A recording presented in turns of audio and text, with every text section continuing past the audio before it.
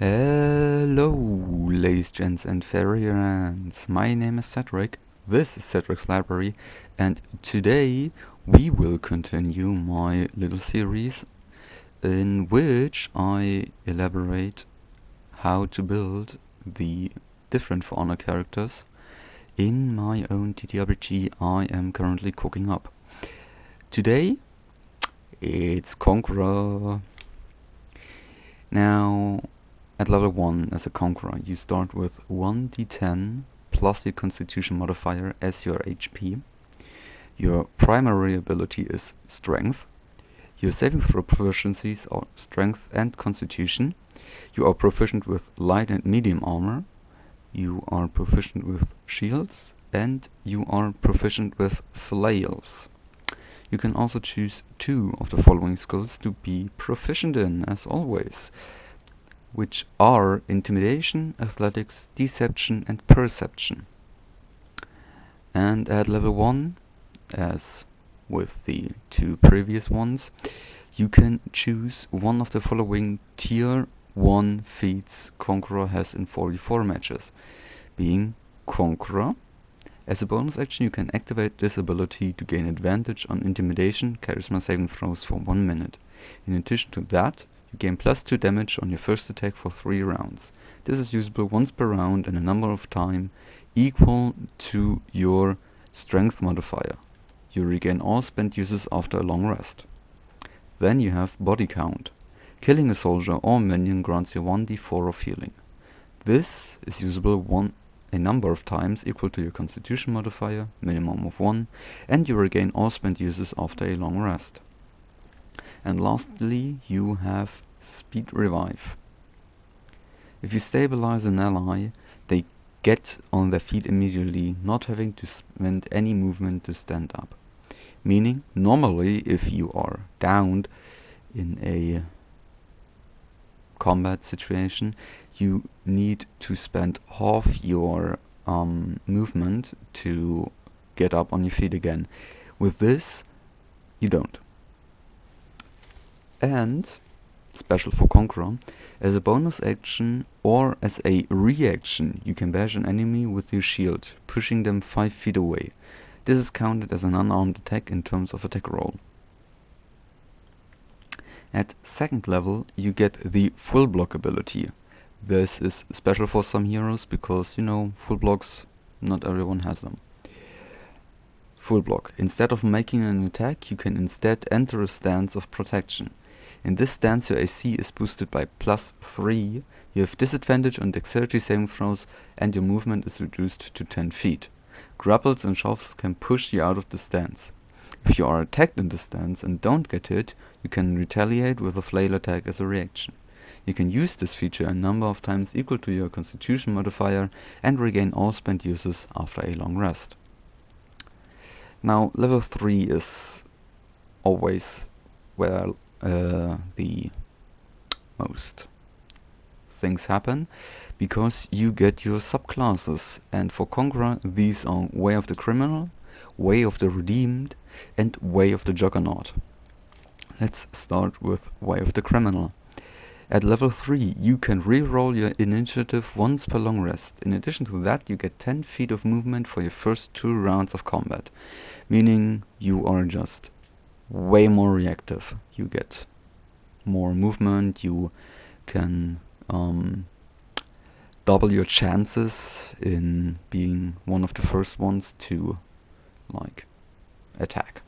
At level 5 you gain advantage for dexterity saving throws for 5 rounds. This is usable once per long rest and activatable as a bonus action.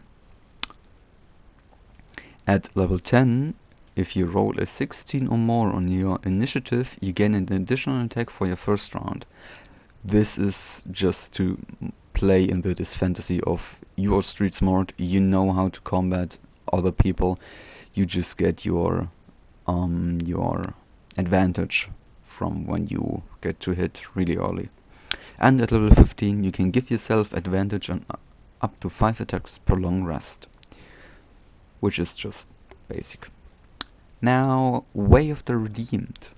As a bonus action and once per long rest, you can boost your your or an ally's AC by +2 for 1 minute. This is at level 3. At level 5, you can now choose 2 allies to boost their AC. At level 10, it's 3 allies, and at level 15, it's 4 allies.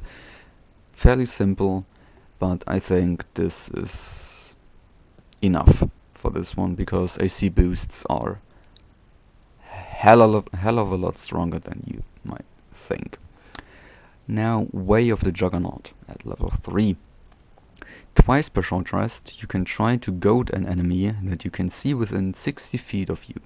If they fail the DC 8 plus your proficiency modifier plus your charisma modifier, and it's a charisma saving throw, they have to attack you or have disadvantage against any of their attacks that don't target you.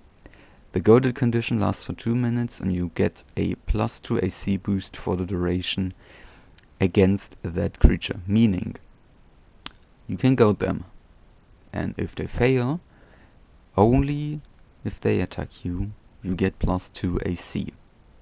If anyone else attacks you, you have your normal AC, but if they attack you, you have 2 additional AC points.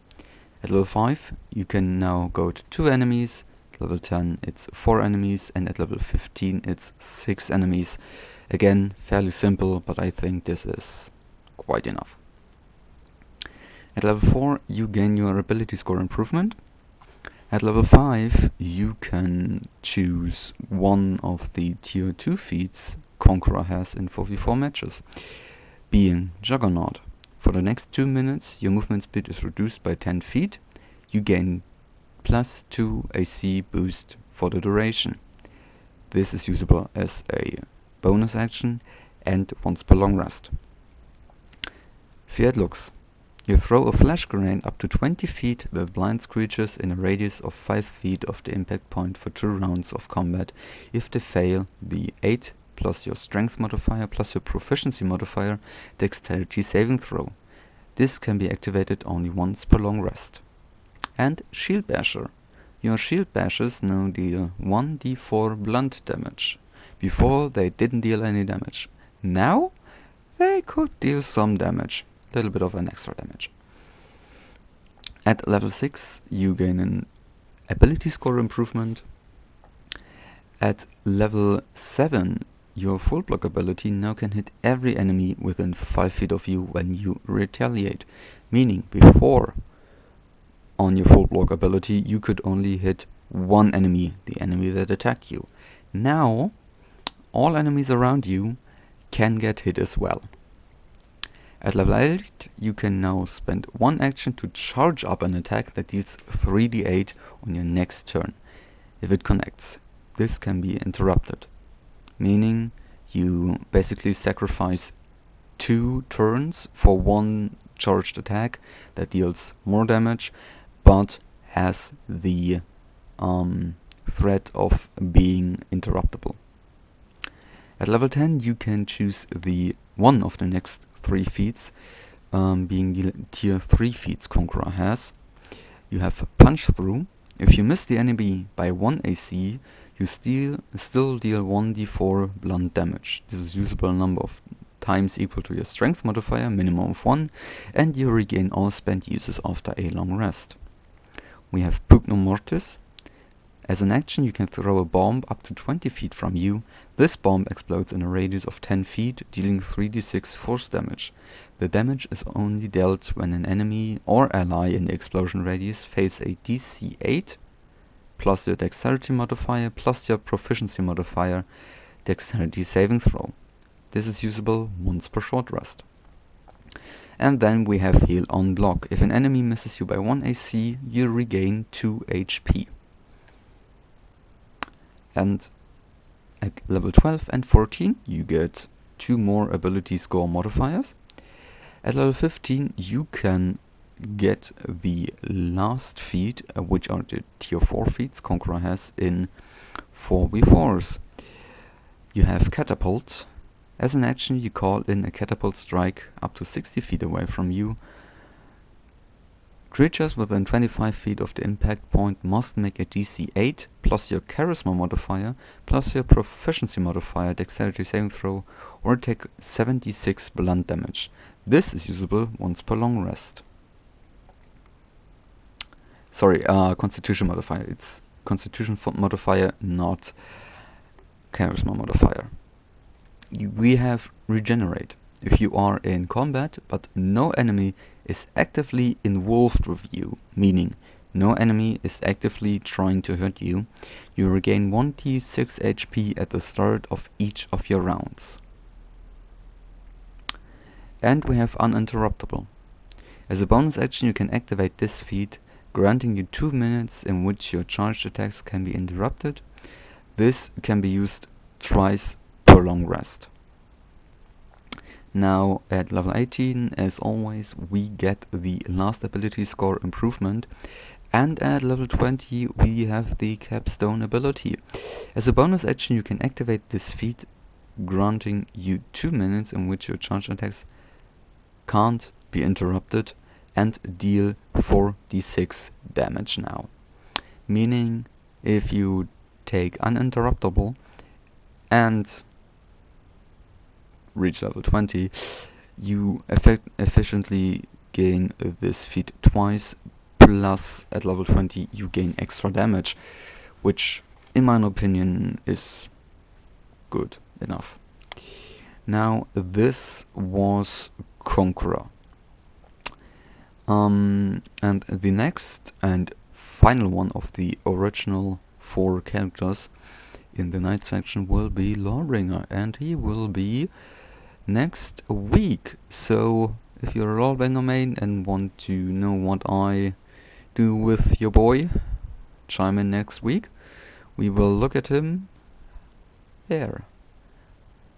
Until then, remember to stay hydrated, don't get lost in the Feywilds, and see you next week. Bye bye!